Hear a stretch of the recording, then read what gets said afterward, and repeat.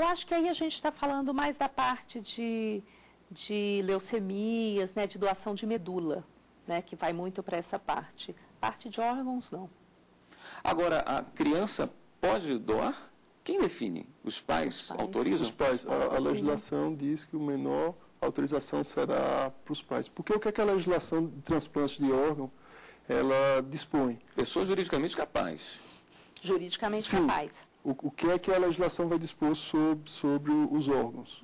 Que doação de sangue está fora, tem legislação própria, e também que não vai se aplicar para o caso da medula óssea, exatamente dando uma maior agilidade a esses procedimentos.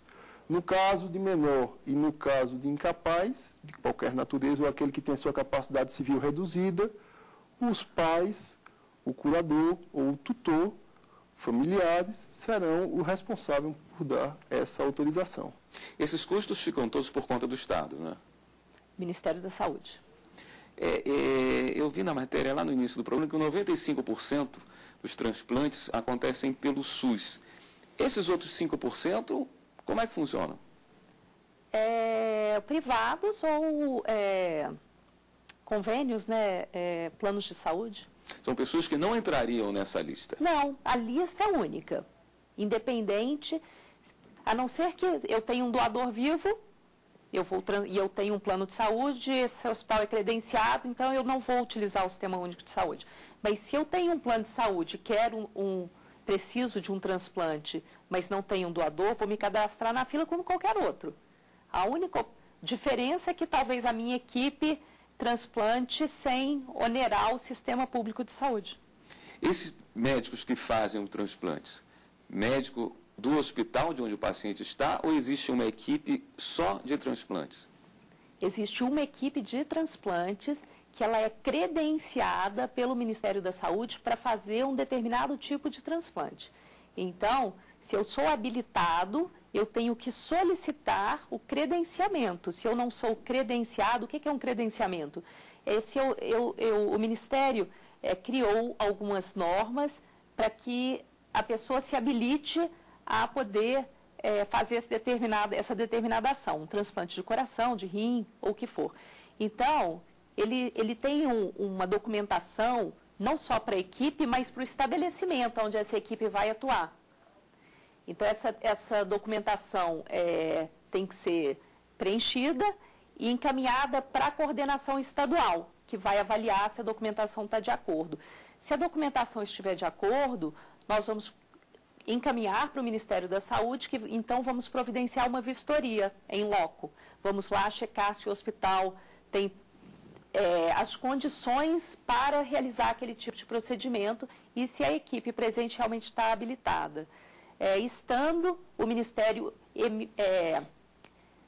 no Diário Oficial da União, vai ser publicado o credenciamento dessa equipe. Só depois disso que ela pode começar a inscrever pacientes na fila de transplante e se responsabilizar pelos pacientes. Os hospitais estão preparados para receber esses órgãos? A gente vê problemas tão sérios na saúde pública, pessoas que não têm maca, hospitais que não têm médicos.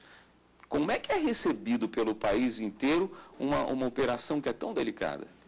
Mas é por isso que a gente estava falando. Um hospital, para ser credenciado, tem que passar por toda essa vistoria e ter um estabelecimento que comporte aquele transplante que ele está solicitando o credenciamento. Temos em todos os estados? Transplante? Não, hospitais credenciados.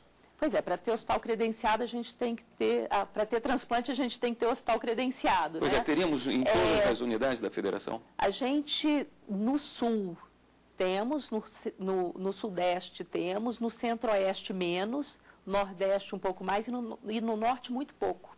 Então, existem estados ainda que não são credenciados para a realização de transplantes. E aí são enviados para E aí o estado... entra o tratamento fora de domicílio, né? Que tem uma legislação própria.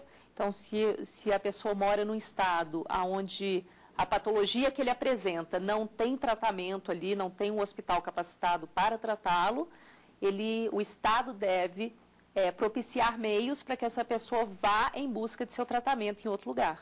Perfeito. Terminamos o segundo bloco do programa Fórum. Já estamos de volta. Lembrando a você que se quiser participar com a gente do programa, nosso e-mail é forum@stf.jus.br. Voltamos em instantes.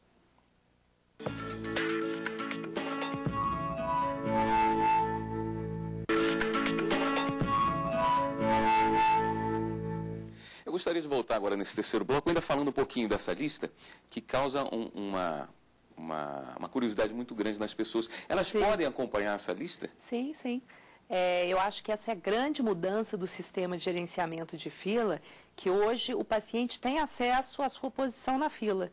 Então, ele pode entrar no site, deixa eu lembrar, snt.saude.gov.br.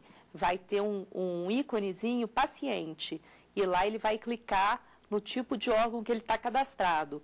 Ele tem que saber o número dele de registro na fila. Colocando o número de registro, ele vai ter acesso ao prontuário dele, ao cadastramento dele. Então, é interessante, porque ali tem telefones de contato, endereço, e ele pode verificar se está correto, porque quando há uma doação, a equipe vai fazer contato com essa pessoa através do telefone. E se o telefone não está atualizado, a equipe não vai conseguir falar com ele. Então, porque a coisa tem que acontecer com uma ela é muito rapidez dinâmica, né? Muito dinâmica. Então, é importante que a pessoa acompanhe e saiba o que está acontecendo. Você tem até casos de pessoas que saem dos seus estados, ficam morando próximo ao hospital justamente para facilitar essa... Aqui no Distrito Federal, a gente, por uma região central no país, a gente tem pacientes do norte, do nordeste, de Minas, de outros lugares, e principalmente a córnea. A gente, às vezes, tem dificuldade em localizar o paciente. A córnea pode ser entre vivos? Não. Córnea não. Qual é o tempo médio de espera? Hoje... Difere de órgão para órgão? Difere, e de estado para estado também. Aqui no Distrito Federal, a nossa fila de córnea está em torno de 4 meses de espera. É importante também dizer que, independente da doação ser realizada por hospital da rede pública ou hospital da rede privada conveniada, que a lista é única. Isso também não quer dizer que, se eu sou próximo na lista, que o primeiro órgão que aparecer, eu serei o receptor, porque vai depender de uma série de fatores, como, por exemplo, a compatibilidade genética do receptor com aquele órgão que está disponível. E essa transparência vem dar exatamente mais credibilidade a todo o Sistema Nacional de Transplantes. Perfeito, porque se perde credibilidade também, perde a mão da coisa, Sim, né? O sistema é baseado em credibilidade, né? Onde é que a coisa está pegando? Eu li que nós somos o segundo maior país doador, não sei se seria isso. A quantidade de transplantes parecem ser enormes. Por que as pessoas ainda têm esse tempo todo de espera? Pessoas ainda reclamam que vão morrer sem chegar na vez de receber um órgão.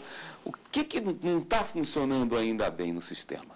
Na verdade, o mundo inteiro hoje tem esse problema de uma demanda maior do que a oferta.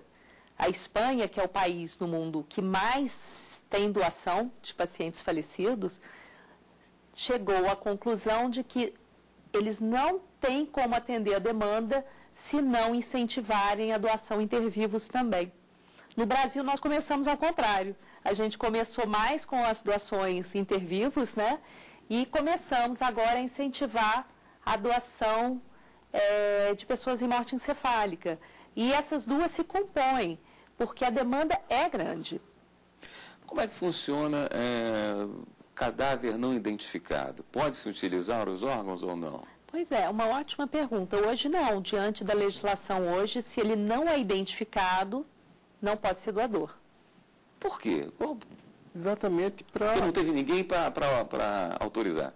Além de não ter ninguém para autorizar, entendo que a lei visa exatamente você não permitir que alguma pessoa cometa um crime porque, de repente, tem a notícia de que aquela pessoa é compatível com algum parente dela. E aí veja, mais uma vez, a complexidade de todo esse sistema. O problema das filas, não só na questão dos transplantes, é porque na área de saúde a demanda é muito maior do que a oferta.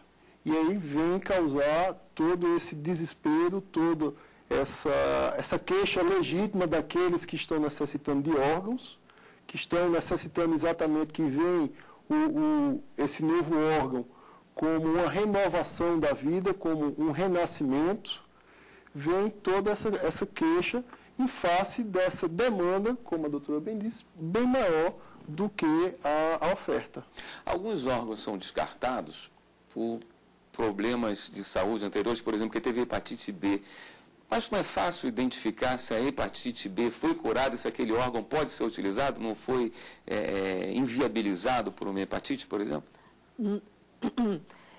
O estado do órgão você só vai ter certeza com uma análise histopatológica, que é aquele pedacinho do órgão que você retira e vai para um estudo na patologia, uma lâmina que você vai olhar no microscópio. Esse é o padrão ouro, que a gente diria, né, para avaliação orgânica. E a gente não faz isso em doador, né? A gente não sai tirando um pedacinho de cada órgão para avaliar se aquele órgão está em condições ou não. Então, não haveria nem tempo hábil, não tem tempo hábil para isso. Então, é uma avaliação um pouco mais dirigida para exames clínicos e depois avaliação macroscópica do órgão mesmo, que é olhar para ele, né, e ver se a aparência é normal ou não. As vítimas de morte violenta, eu li que são obrigatoriamente autopsiadas. Os órgãos são retirados e depois são colocados de volta. Nesse caso, de órgãos que foram retirados, não poderiam ser aproveitados também? Não, mas aí já passou da hora, né? Quando chega na autópsia já não tem mais como aproveitar. Uma vez que o coração para de bater, o órgão para de ser oxigenado e as células morrem. E aí ele não pode ser mais utilizado para transplante. Existe uma legislação também que diz que a pessoa deve ser devolvida à família, o corpo, o cadáver deve ser devolvido à família.